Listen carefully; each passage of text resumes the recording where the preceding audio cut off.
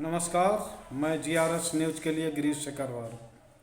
आज के इस ब्लॉग में मैं बात करने वाला हूं फिर से सुप्रीम कोर्ट की मनीष सिसोदिया के मामले में जमानत को लेकर फिर से सुप्रीम कोर्ट में बहस हुई।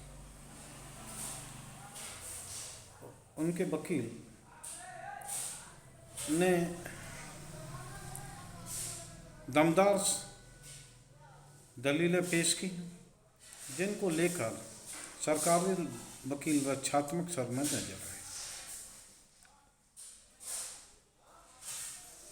न्यायाधीश सतीश खन्ना ने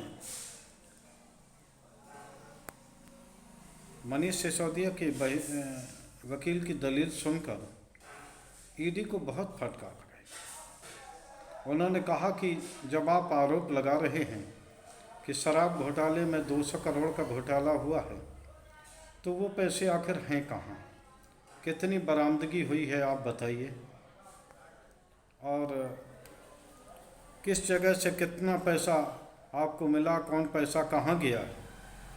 और कोर्ट ने ये बात स्पष्ट कर दी कि कल जो उन्होंने आम आदमी पार्टी के विषय में दलील दी थी, जो ये कहा था कि आम आदमी पार्टी को, तो उनका उद्देश्य ये नहीं था।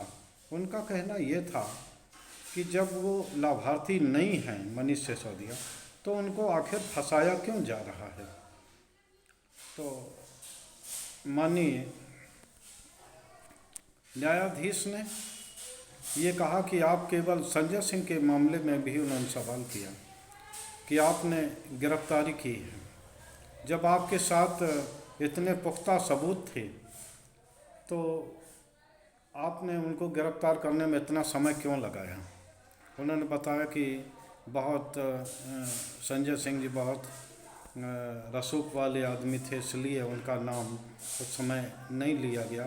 तो उन्होंने कि आप केवल दिनेश अरोड़ा के बयान के आधार पर वो व्यक्ति जो पहले सीबीआई और ईडी का मुलजिम रहा हो और बाद में उसी को आपने सरकारी गवाही बनाकर अदालत में पेश किया और उसके बयानों के आधार पर आप गिरफ्तारी कर रहे हैं। आप सबूत तो लाइए, जो इतना देन लेन हुआ उसका पैसा कहाँ गया, उसका पैसा आखिर कहाँ है। इस पर सरकारी वकील निरत्तर हुए। उन्होंने कहा क्या आप हमें अभी इसके सबूत दे सकते हैं, तो उसके लिए उन्होंने समय मांगा। अदालत ने 12 अक्टूबर तक का समय दिया। उन्होंने कहा कि 12 अक्टूबर को आप आइए और पर्याप्त सबूत लाइएगा, उसमें हम आपको कोई समय देने वाले नहीं हैं। निश्चित तौर पर अब ऐसा महसूस हो रहा है कि इन सरकारी एजेंसियों ने अब पूरे सरकार की भद पिटवा दी है। जो आरोप विपक्षी दल लगाते थे कि बिना कोई सबूत के मुकदमा दर्ज किया जा रहा है, वो साबित होता दिखा। जब बार बार सबूत न्यायालय द्वारा सबूत दिखाए जाने की बात कहने पर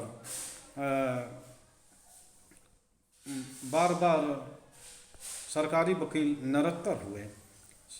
न्यायालय ने यह भी कहा कि जब आखिर आपको संजय सिंह की रिमांड क्यों चाहिए, जब उनका मोबाइल फ़ोन आपके पास है।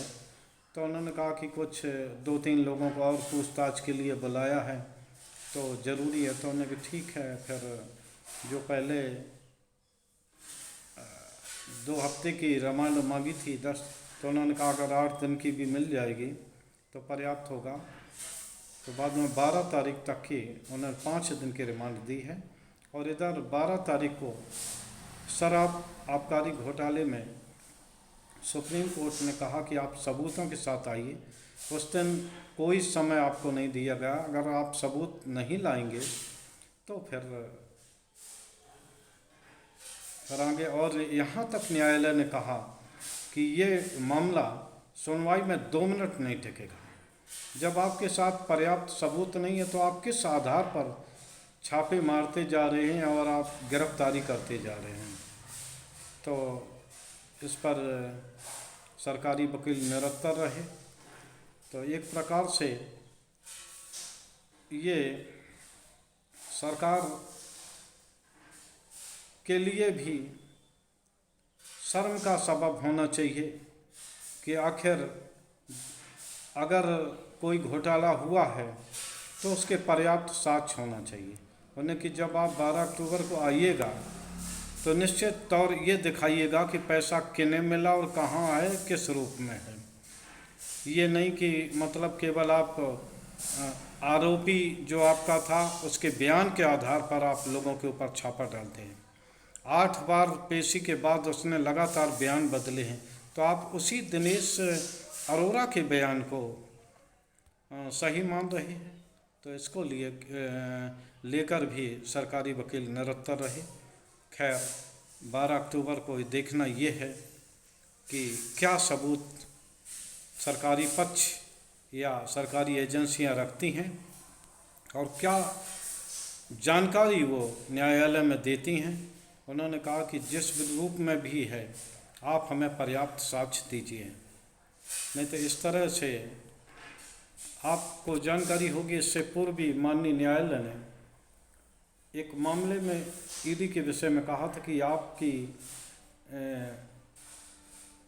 कार्रवाई में पारदर्शिता नहीं है, आप निष्पक्ष नहीं दिखते हैं, आपकी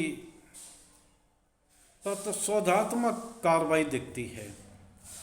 लेकिन इसके बावजूद भी ईडी ने अपने में सुधार नहीं किया और उन्होंने उसके बाद ही संजय सिंह को गिरफ्तार किया। अब देखना है कि 12 तारीख को क्या होता है। अगर कोर्ट में सरकारी एजेंसी कोई सबूत पेश करने में अक्षम रहती हैं, निश्चित तौर पर मनीष सिसोदिया को जमानत मिलेगी और संजय सिंह का भी भविष्य मनीष सिसोदिया के जमानत पर भी निर्भर होगा। आज के ब्लॉग में बस इतना ही। जय हिंद, जय भारत।